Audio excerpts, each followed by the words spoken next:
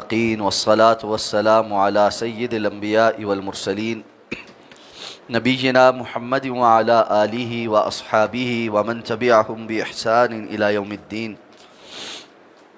الحمد للہ الذی ہدانا لہذا وما كنا لنہتدی لولا ان ہدانا اللہ. رب اشرح لی صدری ویسر لی امری واحلل عقدۃ من لسانی یفقہوا قولی. اللہم انفعنا بما علمتنا وعلمنا ما ينفعنا وزدنا علما. اللہ تعالیٰ کے فضل و احسان سے سورہ النساء کی آیت نمبر 35 تک ہمارا سبق مکمل ہو چکا ہے اور آیت نمبر 36 انشاءاللہ آج ہم تلاوت کریں. اعوذ باللہ من الشیطان الرجیم.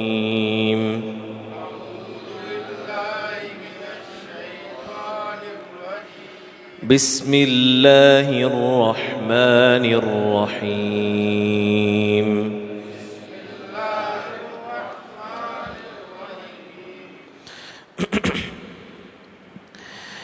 وَاعْبُدُوا اللَّهَ وَلَا تُشْرِكُوا بِهِ شَيْئًا وَبِالْوَالِدَيْنِ إِحْسَانًا.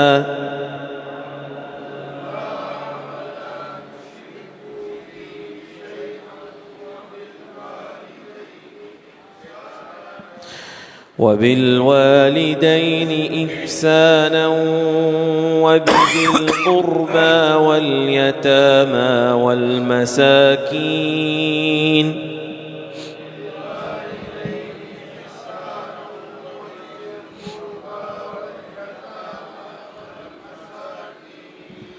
والجار ذي القربى والجار الجنب والصاحب بالجنب وابن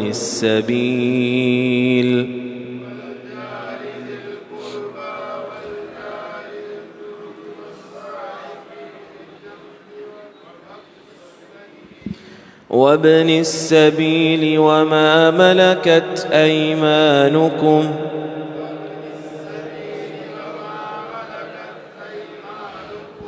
إن الله لا يحب من كان مختالا فخورا.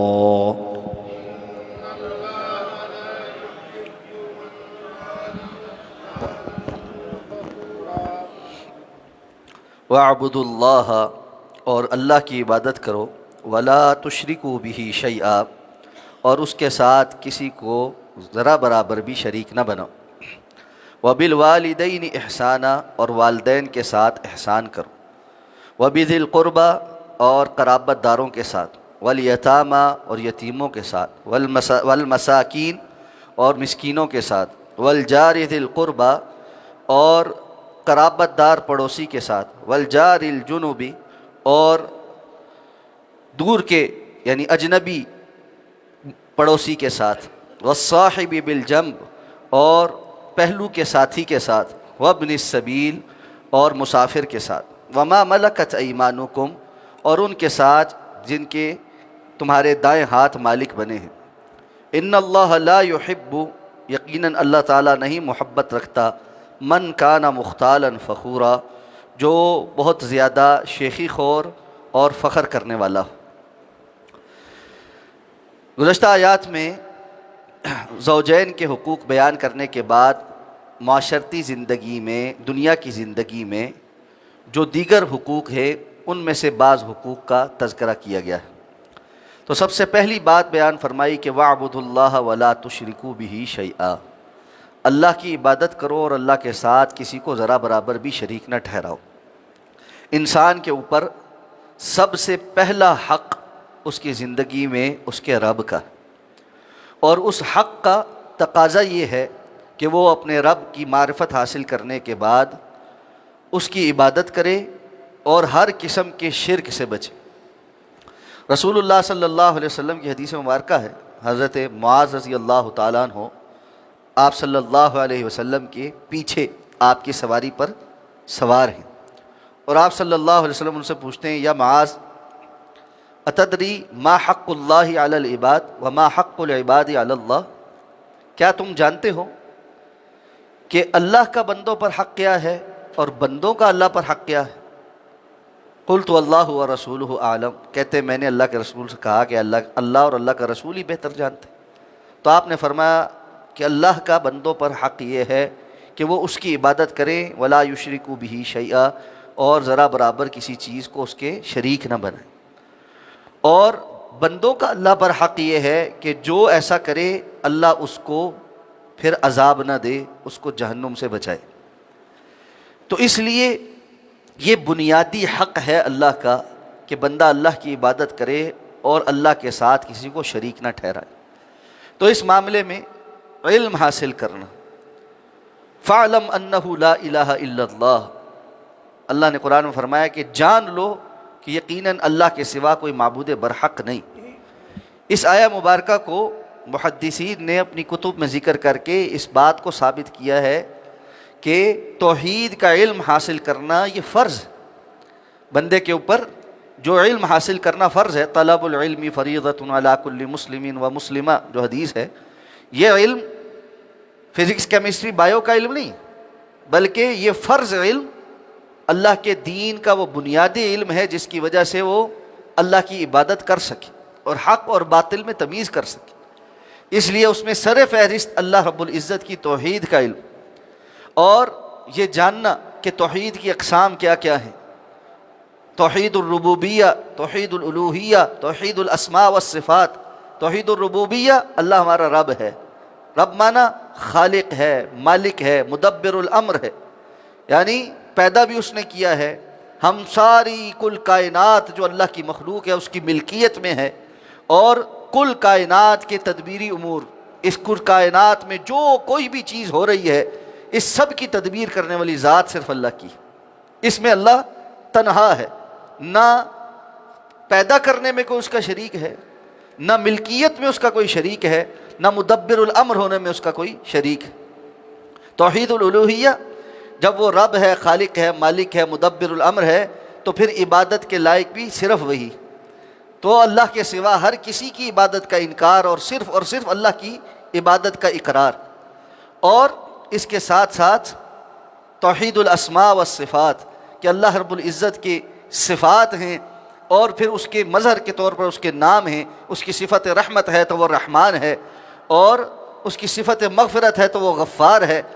تو اس طرح اللہ رب العزت کی اسماء اور صفات ہیں، جس طرح اللہ کی ذات میں کوئی شریک نہیں، بالکل اسی طرح اللہ کے اسماء اور صفات میں بھی اللہ کا کوئی شریک نہیں، اللہ کے افعال میں بھی اللہ کا کوئی شریک نہیں۔ اور صرف یہی نہیں کہ اللہ رب العزت کی ذات کی اور اللہ رب العزت کی ربوبیت اور الوہیت اور اسماء و صفات کا اس بات کرنا ہے، بلکہ ان سب کا غیر اللہ سے نفی بھی کرنی۔ یعنی توحید جو ہے وہ بات یہ ذہن میں رکھیں کہ وہ نفی اور اس بات دو چیزوں کا مرکب، نفی اور اس بات۔ صرف اس بات کافی نہیں، صرف اس بات کافی نہیں۔ مشرکین مکہ اللہ کی ذات کا اس بات کرتے تھے کہ اللہ ہے، وَلَئِن سَأَلْتَهُم مَّن خَلَقَ السَّمَاوَاتِ وَالْأَرْضَ لَيَقُولُنَّ اللَّهُ، لیکن وہ شرک کی نفی نہیں کرتے تھے، بلکہ اوروں کے اللہ کے شریک ہونے کے قائل تھے۔ تو توحید انسان کی پختہ اور یقینی اور کامل کب ہوتی ہے؟ جب وہ اس بات کے ساتھ شرک کی نفی کرتا ہے۔ وَاعْبُدُوا اللَّهَ، یہ اس بات ہے کہ اللہ کی عبادت کرو، مانتا اللہ ہے، اللہ خالق ہے، مالک ہے، رزاق ہے، اور وَلَا تُشْرِكُوا بِهِ شَيْئًا، یہ نفی ہے کہ اس کا مطلب یہ ہے کہ اللہ کے سوا کوئی اور ان چیزوں کا مالک نہیں، اللہ رب العزت کے سوا کوئی عبادت کے لائق نہیں، اللہ کے سوا کوئی خالق اور مالک نہیں، اللہ کے سوا کوئی مدبر الامر نہیں، اللہ کے سوا کوئی علی کل شیء قدیر نہیں، اللہ کے سوا کوئی سمیع بصیر نہیں۔ تو یہ ساری کی ساری باتیں نفی اور اس بات کے ساتھ، اس انداز میں بندہ سمجھ کر اللہ رب العزت کی عبادت کرے، یہ پہلا حق۔ اور جو بندہ یہ حق پورا کرتا ہے، اس کی باقی زندگی کے اندر کمی کوتاہی بھی رہ جائے تو اللہ کا وعدہ ہے کہ اللہ تعالیٰ اس کے باقی گناہ معاف کر دے گا۔ حدیث قدسی ہے، رسول اللہ صلی اللہ علیہ وسلم نے فرمایا کہ اللہ تعالیٰ فرماتے کہ آدم کے بیٹے، تو زمین و آسمان کے خلا کو گناہوں سے بھر کے لا، لیکن اس حال میں ثم لقیتنی لا تشرک بی شیئا، مجھ سے ملاقات اس حال میں کرے کہ میرے ساتھ کسی کو شریک نہ ٹھہراتا ہو، غفرت لک ولا ابالی، میں تیرے سارے معاف کر دوں گا اور مجھے کوئی پرواہ بھی نہیں۔ شرط یہ ہے کہ شرک نہ ہو، اور ان اللہ لا یغفر ان یشرک بہ ویغفر ما دون ذلک لمن یشاء، اللہ نے فیصلہ کر دیا ہے، اللہ شرک معاف نہیں کرے گا. جس کی شرک پر موت ہو گئی اس کی مغفرت نہیں ہونی. اس کے سوا کوئی بھی گناہ ہوا چاہے تو معاف کر دے، چاہے تو پکڑ کرے، چاہے تو بغیر پکڑ کیے جنت میں داخل کر دے، اور چاہے تو کچھ عرصہ عذاب دینے کے بعد پھر اس گناہ کی تلافی ہو جائے تو جنت میں داخل کر. اور ہم اللہ سے عافیت کا سوال کرتے اور اس سے بغیر عذاب کے اور حساب کتاب کے بغیر آسانی کے ساتھ جنت میں داخلے کا سوال کرتے. تو اس لیے یہ بات سمجھنی کہ شرک اللہ سے بچنا اور اللہ کی توحید کا اقرار کرنا یہ پہلا حق ہے. جو یہ حق پورا کر کے آئے گا اللہ تعالیٰ نے اس کی مغفرت کر دینی. دوسرا حق وبالوالدین احسانا، والدین کے ساتھ احسان کرو. یہ اللہ خالق ہے، مالک ہے، اور دنیا میں انسان کی تخلیق کا پہلا سبب اس کے والدین، اور انسان کمزور پیدا ہوتا ہے. اس کی پرورش کرنے والے، اس کو پال پوس کر سمجھنے کے قابل بنانے والے، یہ سبب کون سا ہے؟ والدین کا سبب ہے. تو اس لیے اللہ کے بعد سب سے پہلا حق والدین کا ہے. اور والدین میں بھی رسول اللہ صلی اللہ علیہ وسلم کی حدیث کے مطابق ماں کے 3 درجے فائق، ماں کے 3 درجے فائق ہیں. حدیث صحابی نے پوچھا اللہ کے رسول سب سے زیادہ میری صحبت کا اور میری خیر خائی کا اور نیکی کا حقدار کون ہے؟ آپ نے فرمایا امک. کہا پھر؟ کہا امک. کہا پھر؟ کہا امک. کہا پھر؟ کہا ثم ابوک. تمہاری ماں، تمہاری ماں، تمہاری ماں، اور چوتھی بار آپ نے فرمایا پھر تمہارا والد، اور پھر جیسے جیسے کوئی قریب ہے. تو اس لیے ماں کا حق 3 گنا زیادہ ہے. کیوں؟ حملتہ امہ کرہا ووضعتہ کرہا وحملہ وفصالہ 30 شہرا. مشکل کے ساتھ، تکلیف کے ساتھ اس نے اس کو اٹھائے رکھا، پھر تکلیف کے ساتھ جنا، اور پھر جننے کے بعد بھی 2 سال تک دودھ پلانا اور اس میں ساری تکلیف برداشت کرنا. یہ ایک ایسی نیکی ہے کہ جس کی وجہ سے ماں کا باپ سے 3 گنا زیادہ حق ہے.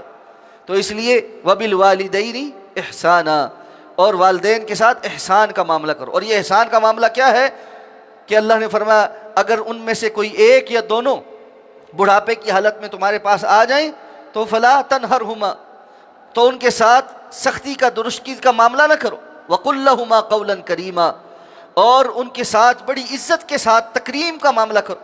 واخفض لہما جناح الذل من الرحمہ، اور اپنے پروں کو بالکل رحمت کے ساتھ ان کے لیے بچھا دو. وقل رب ارحمہما کما ربیانی صغیرا، اور ان کے لیے دعا کرو، کہو اے میرے رب ان کے حال پر رحم فرما، جیسے میں چھوٹا تھا تو انہوں نے میرے اوپر شفقت اور رحمت کرتے ہوئے میری تربیت کی، مجھے بڑا کیا، پالا پوسا. تو یہ دعا والدین کے حق میں بڑی قیمتی دعا ہے. اور شیخ عبدالرزاق سکندر کہتے ہیں کہ یہ دعا جس کے والدین زندہ ہوں اور جس کے فوت ہو چکے ہوں، ہر اولاد پر فرض ہے کہ وہ روزانہ کی بنیاد پر اپنے والدین کے لیے یہ دعا کرے، رب ارحمہما کما ربیانی صغیرا، رب ارحمہما کما ربیانی صغیرا. اور فرمایا ولا تقل لہما اف، ان کو تم کسی بھی معاملے میں اف بھی نہ کہو. اور اف کا معنی محدثین نے اور مفسرین نے کیا بیان کیا کہ کسی معاملے میں انکار کرنا تو دوسری بات ہے، ناگواری کا اظہار کرتے ہوئے بندہ ایسے منہ بسور کر کہتا ہے نا اف تنگ ہو گیا ہوں میں، ایسا جیسچر بھی نہ دے بند، یہ بھی کرنے کی اجازت نہیں. خواہ والدین کوئی ناحق بات بھی کہیں، اس کے مقابلے میں جو شریعت سے متصادم بات ہے وہ ان کی تسلیم نہیں کی جائے گی. لیکن وصاحبہما فی الدنیا معروفا، اللہ نے فرمایا شریعت کے متصادم باتوں میں سے سب سے بری بات کہ شرک کا بھی اگر وہ حکم دے دیں، وَإِن جَاهَدَاكَ عَلَىٰ أَن تُشْرِكَ بِي مَا لَيْسَ لَكَ بِهِ عِلْمٌ فَلَا تُطِعْهُمَا، اگر وہ اس بات پر مصر ہو جائیں کہ تم شرک کرو. اب کوئی والد یا والدہ سب سے برا انسان کو کوئی حکم دے سکتی ہے وہ یہی ہے کہ وہ کہے کہ شرک کرو.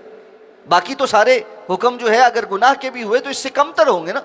سب سے برے گناہ کی بھی اگر وہ حکم دے دیں تو فرمایا فلا تطعهما، اس معاملے میں تم ان کی اطاعت لیکن نہ کرنا، لیکن وصاحبہما فی الدنیا معروفا، دنیا کے معاملے میں ان کے ساتھ پھر بھی معروف اور اچھے طریقے سے رہنا. مشرک ماں باپ کے شرک کے اوپر جھگڑا کرنے کے باوجود بھی انسان کو دنیاوی معاملات میں ان کا حق ادا کرنا ہی ہے. یہ جو بعض اولادوں نے ایک وتیرہ پکڑا ہے کہ میں جی اپنی ماں سے بات نہیں کرتی، میں اپنے باپ سے بات نہیں کرتا، انہوں نے ہمارے ساتھ بڑی زیادتیاں کی جی، فلاں وقت یہ کیا، فلاں وقت یہ کیا. انہوں نے جو کیا اس کا جواب انہوں نے اللہ کے سامنے دینا ہے. میں اور آپ جو کر رہے ہیں ہم نے اپنا جواب اللہ کے سامنے خود سے دینا. ہمیں اللہ نے اس بات کی اجازت نہیں دی کہ ان کے مقام اور مرتبے پر کہ ہم ان کے ساتھ یہ معاملہ کریں۔ اور رسول اللہ صلی اللہ علیہ وسلم نے فرمایا کہ کوئی بھی اولاد اپنے ماں باپ کا حق ادا نہیں کر سکتی سوائے اس شخص کے کہ جس کے ماں باپ غلام یا لونڈی تھے اور اس نے پیسہ خرچ کر کے ان کی غلامی ختم کی، ان کی آزادی خریدی۔ اگر کسی کے ماں باپ غلام تھے کسی کے اور اس نے پیسہ کما کر ان کی قیمت ادا کر کے ان کو آزاد کیا، یہ ہے جس نے اپنے ماں باپ کا حق ادا کیا، کیونکہ ظاہر بات ہے آزادی کی بہت بڑی قیمت۔ اس کے علاوہ کوئی بندہ خدمت کر کر کے ساری زندگی کر لے، بہت خدمت کرے، سب کچھ کر کے دیکھ لے، حق ادا ہو گیا؟ نہیں ہوا، نہیں ہوا۔ اور بعض سلف صالحین سے یہ بھی منقول ہے کہ ایک بندے نے اپنی والدہ کو اپنے کندھے پہ اٹھا کر حج کیا، سارا حج، اور اس کے بعد پوچھا کہ کیا میری والدہ کے حق میں جو میرا حق بنتا ہے وہ ادا ہو گیا؟ انہوں نے کہا ابھی تو ایک وہ رات جو اس نے تیرے بستر گیلا کرنے پر رات کو تیرے ساتھ لیٹ کر گزاری تھی اس کا حق بھی ادا نہیں ہوا۔ اس لیے یہ بات سمجھنی چاہیے کہ وَبِالْوَالِدَيْنِ إِحْسَانًا، اللہ تعالیٰ نے ہر جگہ قرآن میں اپنے توحید کا ذکر کرنے اور اپنے حق کو بیان کرنے کے بعد متصل بات جو حق بیان کیا ہے وہ والدین کے ساتھ احسان کا حق بیان کیا۔ اور اسی لیے رسول اللہ صلی اللہ علیہ وسلم کی وہ حدیث مبارکہ بھی کہ جس میں آپ نے فرمایا اتقوا السبع الموبقات، 7 ہلاک کر دینے والی چیزوں سے بچو، اور کبیرہ گناہوں کو گنوایا، اس میں سے آپ نے فرمایا الاشراک باللہ وعقوق الوالدین، سب سے بڑا تباہ کن برباد کرنے والا گناہ اللہ کے ساتھ شرک کرنا، اور دوسرے نمبر پر والدین کی نافرمانی کر، والدین کی نافرمانی کر۔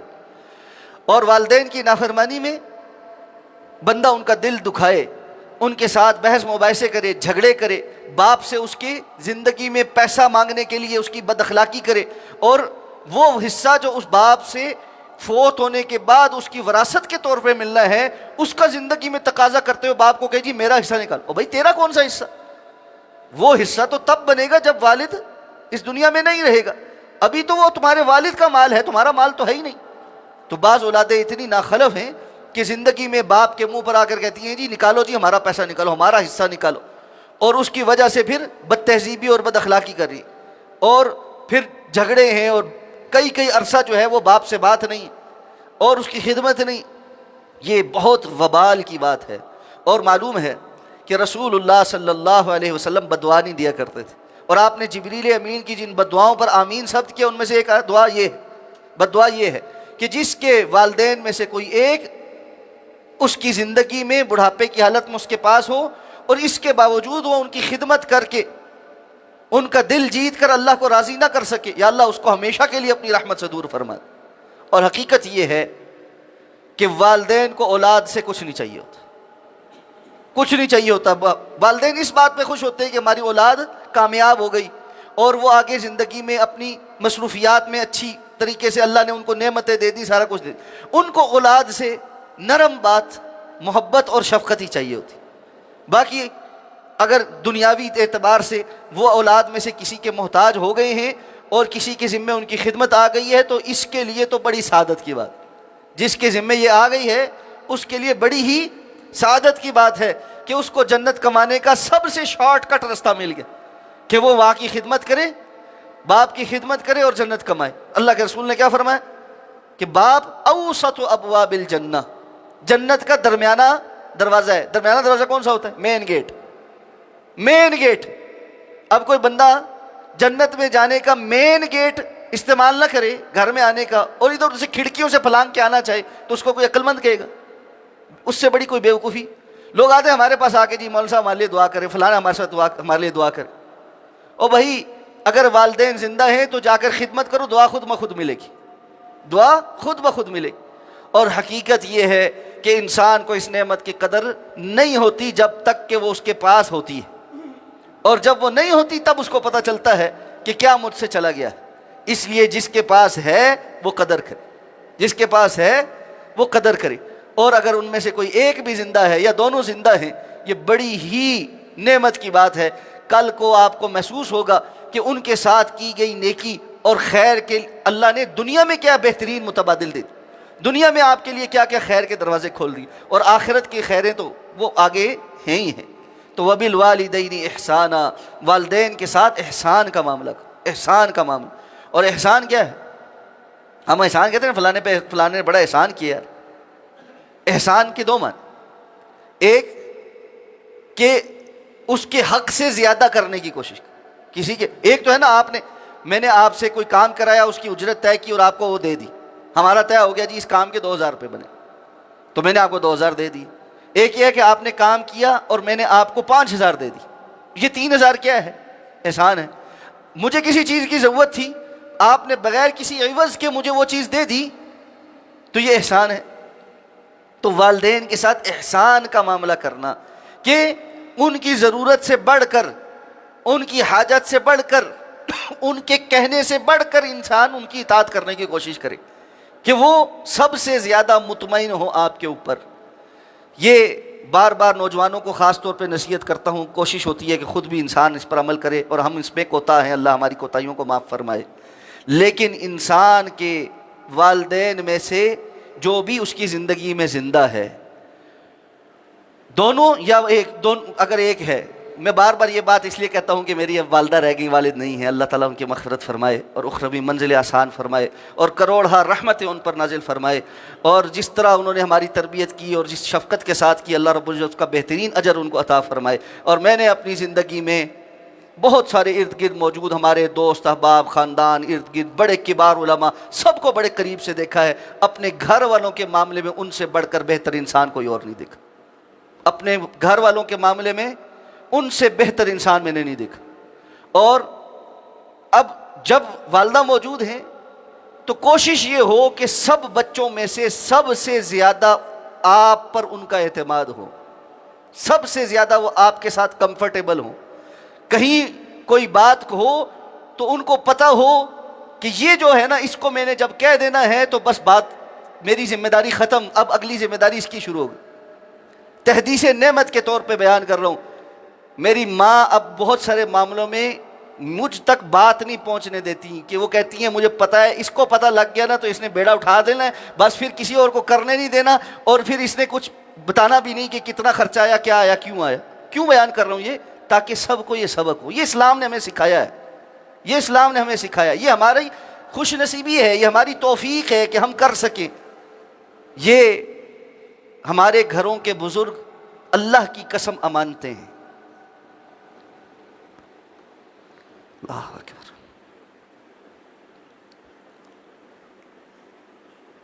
رب ارحمہما کما ربیانی صغیرا, ارحمہما کما ربیانی صغیرا, رب ارحمہما کما ربیانی صغیرا. اللہ ہمیں ان کی قدر کی توفیق عطا فرما. یا اللہ ہمیں ان کی قدر کی توفیق عطا فرما. یا اللہ ہمیں آسانی پیدا فرما, اس معاملے میں ہمیں توفیق عطا فرما. یا اللہ ہمیں توفیق عطا فرما. یا اللہ ہمیں توفیق عطا فرما. وبالوالدین احسانا. یہ باب اتنا بڑا ہے, کتاب و سنت میں اس قدر کچھ بیان ہوا ہے کہ انسان سنتا رہے اور یقین جانے کہ یہ باب ختم ہونے کو نہیں آتا. اس لیے جس قدر انسان اس معاملے میں آگے بڑھ سکتا ہے وہ بڑھے. اور آخری بات اس میں ایک چیز ذہن میں رکھیں کہ ہمارے معاشرے میں ایک بہت بڑا مسئلہ یہ ہے کہ بیٹے یہ چاہتے ہیں کہ بیویاں یعنی بہویں جو ہیں وہ ساس سسر کی خدمت کریں, خود کچھ نہ کریں. اور یہ ایک بہت بڑی غلطی ہے. میرے ذمے ہے کہ میں اپنے ماں باپ کی خدمت کروں. کتنے صحابہ اور صحابیات کے بارے میں آتا ہے کہ وہ اپنے گھروں میں بھی رہتے تھے اور جا کر اپنے والدہ کے گھر کی صفائی کر کے, آٹا گوندھ کے, روٹی پکا کے, ماں کو کھلا کے پھر اپنے گھر جاتے تھے. انہوں نے بیوی کو نہیں کہا کہ تم جاؤ جا کے کرو یہ سارے کام. اس کے اپنے گھر کے کام ہیں, اس کے اپنے بچے ہیں, اپنے بہت مصروفیات, وہ بھی کسی کی ماں ہے اور اس کی اور بہت سارے صرفیات. اس لیے اپنے والدین کے حق کا خیال خود کرنا, اور جب آپ خود کریں گے تو آپ کے ارد گرد والے آٹومیٹک کریں. جس وقت ہم خود نہیں کرتے تو ہمارے گھر والے بھی نہیں کرتے. اس لیے اس جانب توجہ کریں. اللہ ہمیں اس کی توفیق عطا فرما دے. سبحانک اللہم و بحمدک, نشہد ان لا الہ الا انت, نستغفرک و نتوب.